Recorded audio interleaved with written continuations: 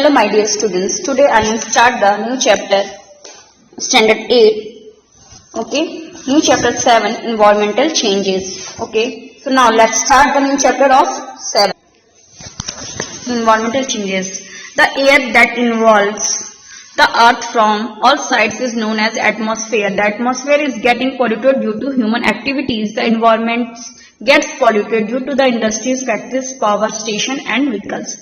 जो हवा हमारे इन्वॉल्व होती है, हमारे अर्थ के चारों ओर जो हवा फैली होती है, जो एयर होती है, उसको हम क्या बोलते हैं? उसको हम एटमॉस्फेयर बोलते हैं. ठीक है, एटमॉस्फेयर के नाम से जानते हैं. The atmosphere is getting polluted. जो एटमॉस्फेयर वो पॉल्यूटेड होता है ह्यूमन एक्टिविटीज के रीजन से. इन्वायरमेंट गेट्स पॉल्यूटेड जैसे कि जो हमारी ह्यूमन एक्टिविटीज होती हैं इंडस्ट्रीज की वजह से and the factories and power station and vehicles के कारण. ठीक है. The changes that occur in temperature, direction of wind, moisture, etc. due to global warming are known as the environmental changes. जो changes होती हैं टेम्परेचर में, direction of wind में, moisture में, इन सब चीजों में, इसके कारण से क्या होता है? ग्लोबल वार्मिंग आती है, जिसको हम एनवायरमेंट चेंजेस के नाम से भी जानते हैं. Find out the places that experience extremely rain, heat, cold and extremely climate conditions with the help of the given table. Also find out reason for the same. अब आपके सामने जो टेबल दिया गया है इसमें कंट्रीज का दिया गया, वहां पे कितनी हीट होती है, कितनी कोल्ड होती है, कितना रेन होता है एंड उसका रीजन क्या है, इसमें आपको सबमिट करना है. ठीक है. ओके, नेक्स्ट है आपका what is a weather. The condition of temperature, rain and moisture, humidity in any region at the particular point of the time is known as weather. What would you the weather of this place? Write your answer in your notebook after carefully observing the given map.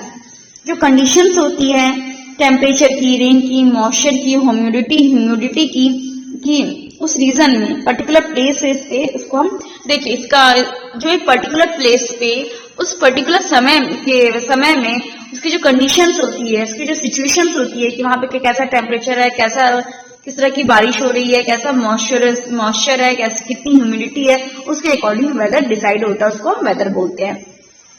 And जो आपके सामने जो नीचे map दिया गया है, तो what would you weather to this place, क्या वेदर रहेगा इन प्लेसेस का इस मैप में आपको शो किया गया है. इसके अकॉर्डिंग आपको ये जानना है और अपनी नोटबुक में इसको राइट डाउन करना है केयरफुली. ओके बेटा. What is climate? The average condition of rain, temperature and moisture for over more than 35 years is known as climate. जो एवरेज कंडीशंस होती हैं रेन की, टेम्परेचर की, मॉइस्चर की 35 इयर्स के अंदर, उसका जो एवरेज निकाला जाता है उसके अकॉर्डिंग हम क्लाइमेट डिसाइड करते हैं और क्लाइमेट होता है हमारा. ठीक है. नेक्स्ट है आपका sense of green house effect. Scenes of green house effect के क्या, ग्रीन हाउस के इफेक्ट के क्या सीन्स हैं? Green house farming. Countries with a cold climate receive less heat from the sun. This hampers and the growth of plants and vegetables. बहुत सारी countries ऐसी होती है जहाँ का क्लाइमेट हमेशा बहुत ही ठंडा होता है, जिसकी वजह से वहां पे जो वेजिटेशन, प्लांटेशन की ग्रोथ अच्छी तरह से नहीं हो पाती है. इसके लिए कुछ arrangement are made to accumulated adequate heat from the sun. इसके लिए कुछ अरेंजमेंट किए गए हैं जिससे कि इस तरह से वहां पे घर वगैरह बनाए जाते हैं जिससे कि सूर्य की रोशनी, उसकी गर्मी उसके अंदर इजिली आ सके. The roof is made of either glass or cloth to allow the sunrays to penetrate and sustain the heat inside the building, and this practice is known as the greenhouse farming.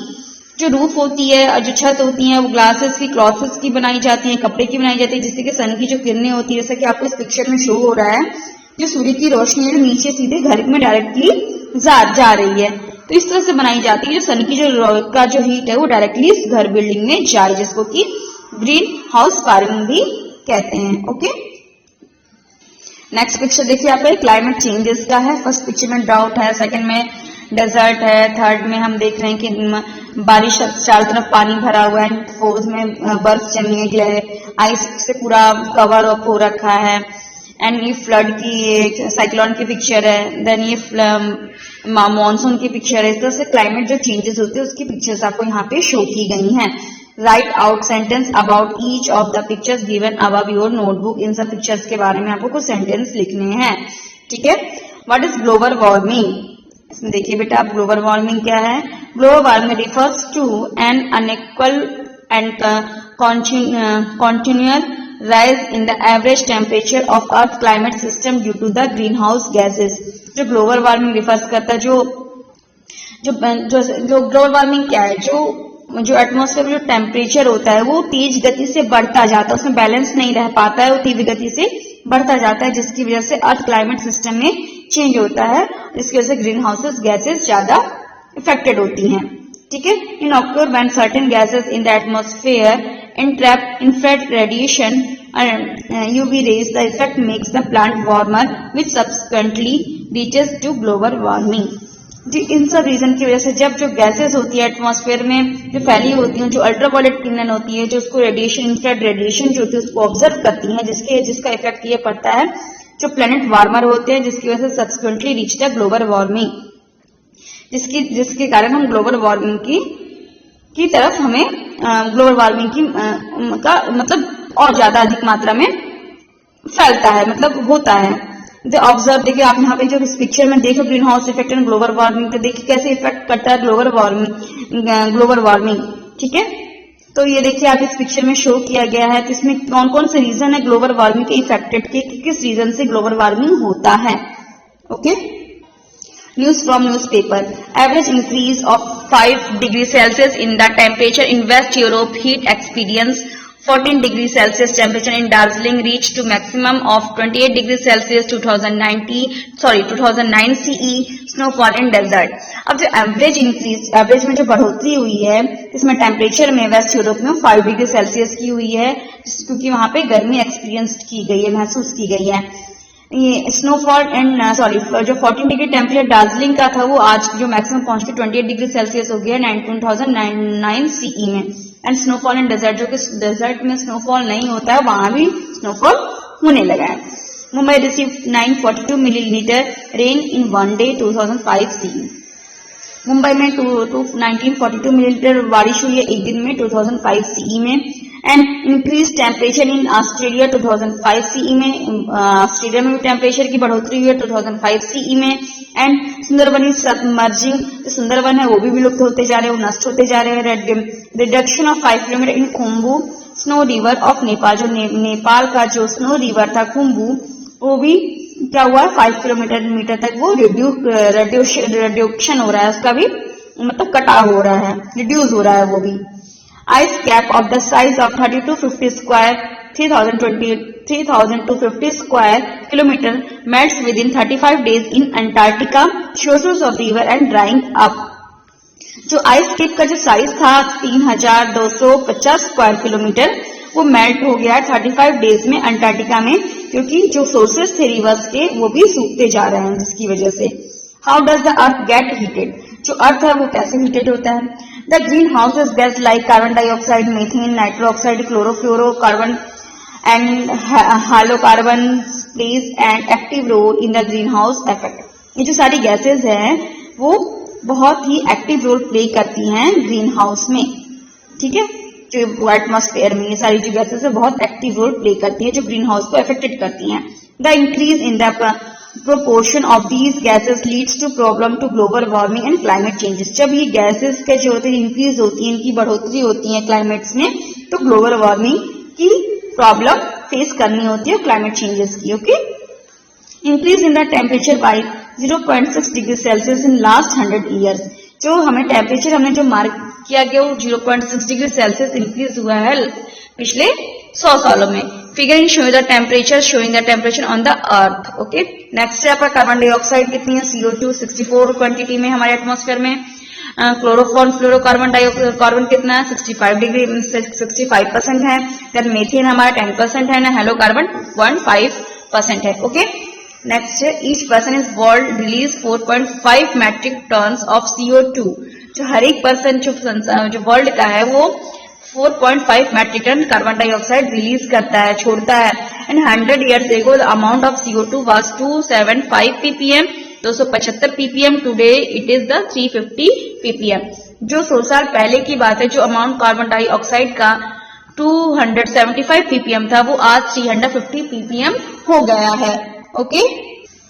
ppm means होता है part per million. For example 280 ppm is equal to 0.28 percent. Okay, PPM means होता है part per million, part per million. इसका example देखिए 220 ppm is equal to क्या होता है 0.28%। And you show this picture global temperature annual average 5 years average, इसमें सारा average आपको निकाल के समझाया गया है। Increase average temperature on earth in the last 150 years, कितने एवरेज में टेम्परेचर में कितना इंक्रीज हुआ है लास्ट 150 years में, इसमें शो किया गया है बेटा। Next study the table given above, stay how much are we responsible to adding to the temperature for of the earth. हम इस टेबल को स्टडी करके हमें ये जो नीचे दिया गया है टेबल, इसको हम स्टडी करके ये मालूम पड़ेगा कि हम कितने रिस्पॉन्सिबल हैं अर्थ के टेम्परेचर को रिड्यूस करने में, उसको बढ़ाने में। ठीक है, इसमें फर्स्ट क्या है place and time. Thermal power station time yearly इसमें 9 लाख टन क्या होता है, इसमें पहला आपका दिया नंबर दिया है placing and time proportion of gases released that aggravates the green house effects. अब ग्रीन हाउस इफेक्ट्स कितने मात्रा में किस रीजन की वजह से हुआ है वो हमें इसमें जानना है। ठीक है, इसमें हमें बताया गया है। तो थर्मल पावर स्टेशन की वजह से टाइम कितना, ईयरली कितना होता है, ईयरली कितना प्रोपोर्शन होता है, ग्रीन हाउस कितना इफेक्टेड होता है 9 lakh ton. And then motor car की वजह से yearly 17 crore ton. And AC on average 2 hours में 24 आवर्स में 2230 kg, मतलब 2230 kg। एंड टीवी की वजह से 24 आवर्स में 190 kg। एंड ट्यूबलाइट की वजह से 88 kg, कंप्यूटर की वजह से 130 kg, फ्रिज की वजह से 920 kg। तो ये सारी जो चीजें जिससे इफेक्ट हुआ है किसमें, प्रोपोर्शन ऑफ गैसेस में। ठीक है, उसका अनुपात बढ़ा है। एंड द जो ग्रीन हाउस का जो इफेक्ट पड़ा है उसका संतुलन बिल्कुल बिगड़ गया है। Methane, the massive increase in methane proportion from 315 ppm in year 1750 to 1764 ppm in the year 2005 was due to the reason listed below। तो जो इंक्रीज जो हुआ है मीथेन गैस में, जो उसका अनुपात जो बढ़ा है, बढ़ोतरी जो हो रही है इंक्रीज मीथेन गैसेस में, वो ईयरली कितनी हो 315 ppm थी इन ईयर, जो कि कितनी हो गई है, जो कि 1 ईयर में कितनी थी 315 ppm थी, जो कि हो गई है 1750 to 1764 ppm तक पहुंच चुकी है in year 2005 due to reason the listed. इसका रीजन क्या है, इसका रीजन ये आपका नीचे टेबल में समझाया गया है कि मीथेन गैस इतनी इंक्रीज क्यों हुई है।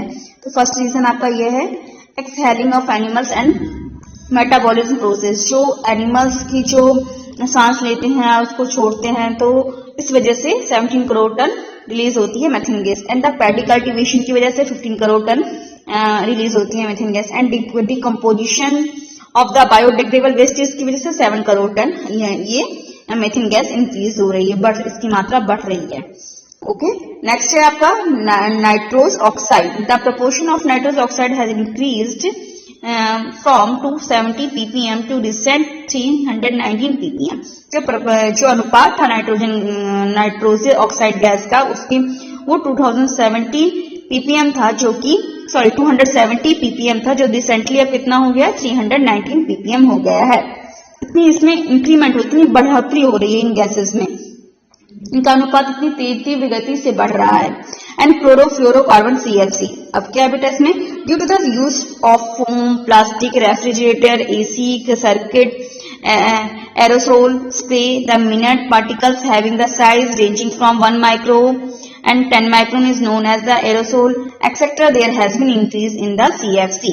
जो क्लोरोफ्लोरोकार्बन डाइकार्बन ऑफ जो गैसेस है इसकी इंक्रीज के इसके बढ़ने का क्या कारण है, उसका कारण है form, plastic, refrigerator, AC circuits जो होते हैं, एरोसोल स्प्रे होते हैं, इन सब रीजन की वजह से क्लोरोफ्लोरोकार्बन गैसेस बढ़ रही हैं एनवायरमेंट में, एटमॉस्फेयर में हमारे। ओके, नेक्स्ट है effects of global warming. Effects of global warming, क्या इफेक्ट पड़े हैं ग्लोबल वार्मिंग के? Changes are observe in the growth and development of the vegetation. जो इस चेंजेस की वजह से इसका इफेक्ट किस पे पड़ा, मोस्टली पड़ा है यहाँ पे जो जीव जंतु है, वेजिटेशन है, उसके ऊपर ये ऑब्जर्व किया गया कि इनके डेवलपमेंट पे वेजिटेशन हुए, यहाँ पे जो जीव जंतु हुए उन पे, इनकी ग्रोथ पे, विकास पे बहुत इफेक्ट पड़ा है ग्लोबल वार्मिंग का। Certain species of birds are now disappearing, such as sparrow and vulture. 2000 glaciers of Himalayas have receded, melted.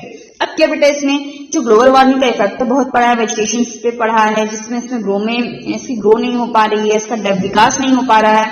And जो सर्टेन मतलब जो अभी नोटिस किया गया है, जो बर्ड्स की बहुत सारी प्रजातियां एनिमल्स की विलुप्त होती जा रही हैं, डिसअपियर होती जा रही हैं, जैसे कि स्पैरो है, जो वल्चर्स है, वो आजकल अब दिखाई देना बहुत कम हो गए हैं। और जो ग्लेशियर्स 2000 ग्लेशियर्स थे हिमालयस में, वो भी धीरे धीरे मेल्ट होते जा रहे हैं, पिघलते जा रहे हैं। ठीक है, gradual changes observe in the glaciers, इसमें दिए गए इस पिक्चर्स में कि मई 2001 में कितने ग्लेशियर्स कितनी मात्रा में पिघले थे, 2003 में क्या इफेक्ट पड़ा, 2006 में किस तरह से इफेक्ट पड़ रहा है। Okay, There has been an increase in natural climates like famine, cyclone, excessive rain and floods in the last 10 years. जो लास्ट 10 सालों में इन जो ग्लोबल वार्मिंग, जो क्लाइमेट चेंजेस का जो इफेक्ट के कारण क्या क्या इफेक्ट पड़े हैं, किस किस चीजों में बढ़ोतरी हुई है। तो नेचुरल क्लाइमेट जैसे कि फैमिन, साइक्लोन, एक्सेसिव रेन और फ्लड्स, इन सारी समस्याओं को 10 साल में बहुत ज्यादा बढ़ी है। ये सारी समस्याएं 10 साल में बहुत ज्यादा बढ़ी हैं। The places receiving heavy rainfall are now experience less rainfall Rajasthan. मतलब ये प्लेसेस जो कम, जहाँ पे बारिश होती थी, ये ऐसा महसूस किया गया था जहाँ पे कम बारिश होती है वहां पे ज्यादा बारिश होने लगी, जैसे कि राजस्थान में। The production of pulses has gone down, जो प्रोडक्शन था पल्सेस का वो भी, उसमें भी गिरावट आई है। The level of ground water has decrease, जो लेवल है ग्राउंड वाटर वो भी डिक्रीज होता है, उसकी वो भी कम होता जा रहा है। The melting of glaciers has increase the water level in oceans, glaciers की मेल्टिंग की वजह से जो ओशन का वाटर लेवल है वो भी बढ़ता जा रहा है। This has aggravated the erosion of coastline, जिसकी वजह से वहां का जो संतुलन था वो बिगड़ता जा रहा है और इसमें कटाव हो रहा है। कोस्ट लाइन में, जो कोस्ट लाइन जो समुद्री एरिया है ना, उसमें कटाव होता जा रहा है। Human beings will fall victims to dehydration and malnutrition due to the increase in the temperature. जो ह्यूमन बींग्स में भी ये देखने को मिल रहा है कि टेम्परेचर की बढ़ोतरी, टेम्परेचर इंक्रीज हो रहा है, जिस तरह से उसमें क्या हो रहा है, लोगों में डिहाइड्रेशन की प्रॉब्लम हो रही है, कुपोषित बच्चे हो रहे हैं, माल न्यूट्रिशन चिल्ड्रंस हो रहे हैं। and there will be changes in the cycle of season. The characteristic of summer and winter season will changes.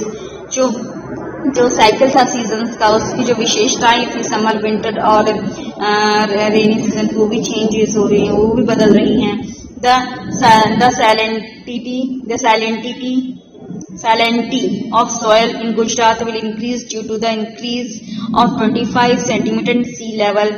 जो सॉयल था गुजरात में, उसमें वो भी बढ़ गया है 25 सेंटीमीटर इन सी लेवल का।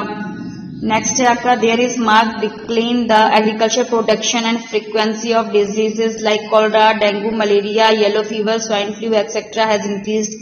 ये मार्क किया गया है, नोटिस किया गया है कि जो एग्रीकल्चर प्रोडक्शंस में कुछ ऐसे डिक्लाइन किया गया है एग्रीकल्चर प्रोडक्शन में, जिसकी फ्रीक्वेंसी ऑफ की वजह से बहुत सारे डिसीजेस बढ़ रही हैं, जैसे कि जो कॉलरा हुए, dengue, malaria, yellow fever, swine flu etcetera, उसमें बहुत बढ़ोतरी हुई है।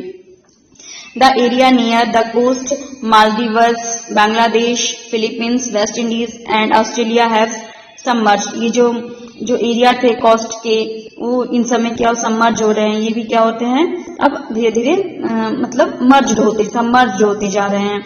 According to the institution name Greenpeace, approximately 55 lakh people living in Gujarat will have to migrate in the year 2100 CE.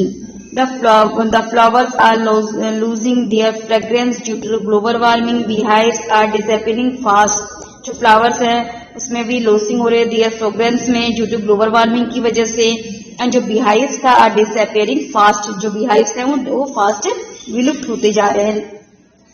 ठीक है, अब ये देखिए यहाँ पे आपको पिक्चर में समझाया, ओजोन गैस की जो लेयर होती है, फिर नेक्स्ट अर्थ है, देन क्या इफेक्ट है, factories increase the temperature on the, जो फैक्ट्रीज हैं किस तरह से इंक्रीज करती हैं टेम्परेचर को क्लाइमेट में। See image 7.10 the make a note based on the how much CO2 being released. अब इस इमेज को देखते हमें मालूम चाहिए, नोट करेंगे कि कितनी कार्बन डाइऑक्साइड रिलीज होती है।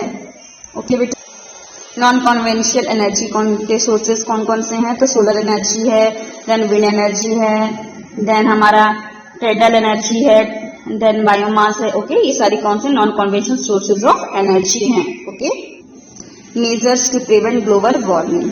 ठीक है, reduce the use of sources that release CO2, जो कार्बन डाइऑक्साइड जो गैस रिलीज होती है, ये इसका सबसे बड़ा सोर्सेज है टेम्परेचर की इंक्रीमेंट का, उसकी बढ़ोतरी का।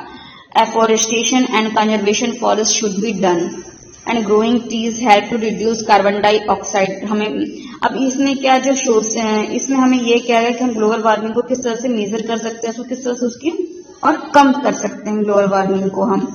तो क्या करेंगे, रिड्यूस करेंगे यूजेस ऑफ सोर्सेज, जिससे कार्बन डाइऑक्साइड ज्यादा रिलीज होता है उसको हम रिड्यूस करेंगे। एंड देन है afforestation and conservation of the forest should be done, जो एफोरेस्टेशन करेंगे एंड कंजर्व करेंगे हम किसको, और एयर मतलब जंगलों को हम कंजर्व उसको सुरक्षित करेंगे और उसकी देखभाल अच्छे से करेंगे। एंड ग्रोइंग ट्रीज, प्लांट लगाएंगे, help to reduce carbon dioxide, क्योंकि हेल्प करेगा रिड्यूस करने में कार्बन डाइऑक्साइड को। Avoid the use of plastic के यूज को हम अवॉइड करेंगे।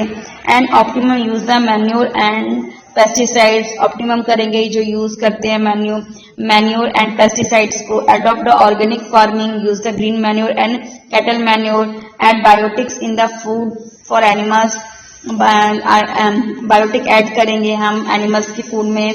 Then optimum use the household appliances and proper use the means of transport, proper use करेंगे ट्रांसपोर्ट का। Check the growth of human population, check करेंगे human population के growth का। And then है आपका design the buildings with the sufficient ventilation to save electricity, इस तरह से घरें और बिल्डिंग की डिजाइन करेंगे जिससे सफिशिएंट वेंटिलेशन हो, सेव इलेक्ट्रिसिटी हो, उसमें रूम को क्या होगा खुला खुला हवादार बनाएंगे जिससे कि उसमें रोशनी आ जा सके, जिससे कि इलेक्ट्रिसिटी सेव हो। इंक्रीज, देन आपका क्या, increase use of eco friendly papers, हम इंक्रीज करेंगे यूज करेंगे कौन सा, इको फ्रेंडली पेपर्स को। And grow plants and trees around your house, अपने घर के आसपास क्या करेंगे, प्लांट्स और ट्री को ग्रो करेंगे। And make optimum use of natural resources, optimum use करेंगे नेचुरल रिसोर्सेज के। यूज पेट्रोलियम प्रोडक्ट्स जुडिशली, जो पेट्रोलियम प्रोडक्ट्स उसको हम मतलब सोच समझ के ही उपयोग करेंगे। यूज वाटर केयरफुली, पानी को भी हम केयरफुली ऑब्जर्व करेंगे। देन है practice rain water harvesting, rain water की प्रैक्टिस करेंगे हार्वेस्टिंग में। And increase the use of CNG and non conventional sources of energy, और इंक्रीज करेंगे CNG और कॉन्वेंशियल सोर्सेज ऑफ एनर्जी के। ओके बेटा, this is the last topic, global policy to protect environment. क्या global policy हुई थी protect करने के इन्वायरमेंट को। On realising that human activities are the root cause the destructions of the environment, the countries of the world gathered at Stockholm, the capital of Sweden, in 1972 to think of ways to protect the environment.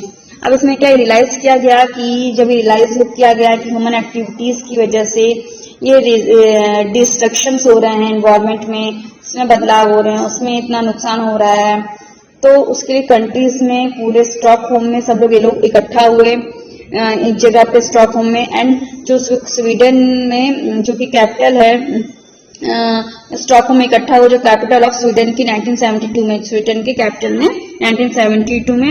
और इसमें ये सोचा गया कि किस तरह से environment को प्रोटेक्ट किया जाए, उसको किस तरह से सुरक्षित किया जाए। Another convention was held at Rio de Janeiro, Brazil। जो दूसरा कन्वेंशन, जो दूसरी कन्वेंशन की गई थी वो कहाँ की गई थी, रियो डे जेनेरियो ब्राजील में की गई थी।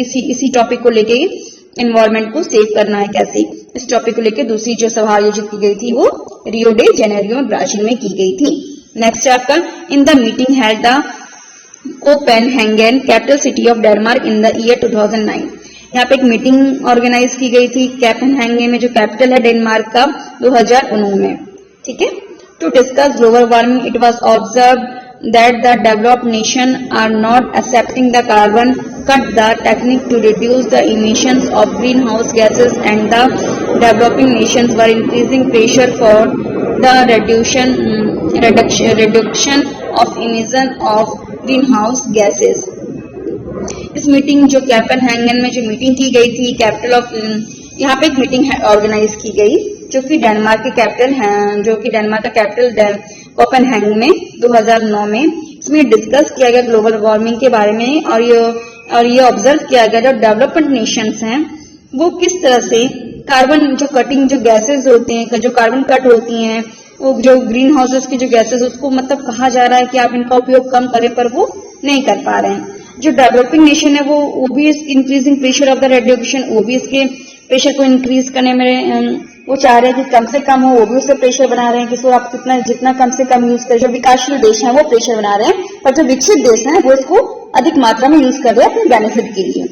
और जो विकासशील देश है, प्रेशर बना रहे हैं कि इसको जितनी कम मात्रा में आप यूज करें इमिशन से, ग्रीन हाउसेस गैसेस की, जिससे कि इस जो गैसेस है ग्रीन हाउसेस की उसमें कमी आए। It was decided to give and at the $100 billion for the development of developing nation. इसलिए डिसाइड किया गया था उस कन्वेंशन में, उस सभा में, कि जो $100 बिलियन दिया जाएगा डेवलपमेंट करने के लिए, विकास करने के लिए, डेवलपिंग नेशंस को, विकासशील देश को अपना विकास करने के लिए $100 बिलियन दिए जाएंगे। In this meeting, 59 research papers from 45 countries were presented and through it. इस मीटिंग में 59 रिसर्च पेपर्स आए थे, 45 कंट्रीज से प्रेजेंट किए गए थे इस मीटिंग में। The leader of the world were made to think seriously regarding the changing climate. जो पूरी दुनिया का जो लीडर था, इसमें ये सीरियसली रिगार्डिंग किया गया, सोचा गया क्लाइमेट चेंजेस के ऊपर। On an average, a citizen in the world emits 4.5 metric ton carbon dioxide. तो ये एवरेज निकाला, जो लीडर्स थे पूरी दुनिया के, उन्होंने इस पे क्लाइमेट चेंजेस के रीजन पे सीरियसली इस पे सर्च किया, तो उन्होंने रिगार्ड किया कि regarding the changes climate, okay. तो इसमें एवरेज निकाला गया पूरी ऑल ओवर दुनिया में कि एक इंसान एक दिन में कितने कार्बन डाइऑक्साइड छोड़ता है, तो 4.5 मेट्रिक टन कार्बन डाइऑक्साइड एक इंसान छोड़ता है, ठीक है। Indian citizen emits 1.2 metric tonne carbon dioxide, और जबकि जो इंडियन सिटीजन है 1.2 मेट्रिक टन कार्बन डाइऑक्साइड छोड़ते हैं। Other developing nation release far lesser carbon dioxide. जो अदर नेशंस हैं, जो डेवलपिंग नेशन है, वो और भी कम कार्बन डाइऑक्साइड रिलीज करते हैं। Large amount of concessions should be given for development and more restrictions should be imposed on the countries like that USA as the average American emits 20.6 metric ton carbon dioxide। जो large amount है concessions should be given the development का, उस पर restriction, इस पर ये सोचा गया है कि जो लार्ज अमाउंट है इस मतलब कार्बन डाइऑक्साइड पर कुछ रेस्ट्रिक्शंस लगाए जाएं, और उसके विकास के लिए कुछ ऐसे प्रावधान बनाए जाएं, ऐसे कुछ नियम बनाए जाएं जिससे कि उसका विकास भी हो और वो सही ढंग से वो चल सके। Should be imposed on the countries, जैसे कि यूएसए है, लाइक एवरेज अमेरिकन, जो वहां पे जो यूएसए के लोग हैं वो एवरेज अमेरिकन है, वो कितने कार्बन डाइऑक्साइड छोड़ते हैं, तो 20.6 मेट्रिक टन कार्बन डाइऑक्साइड वो छोड़ते हैं। इसलिए ये जो सभा है, जिसमें ये रूल बनाया गया कि एक अमाउंट डिसाइड किया गया कि जिससे जो इन्वायरमेंट है, जो ग्लोबल पॉलिसी है, इसमें इन्वायरमेंट को सेव करने की और उसको किस तरह से कम किया जाए, उसके कुछ रूल और रेस्ट्रिक्शंस लागू करने के लिए इस पे विचार किया गया था।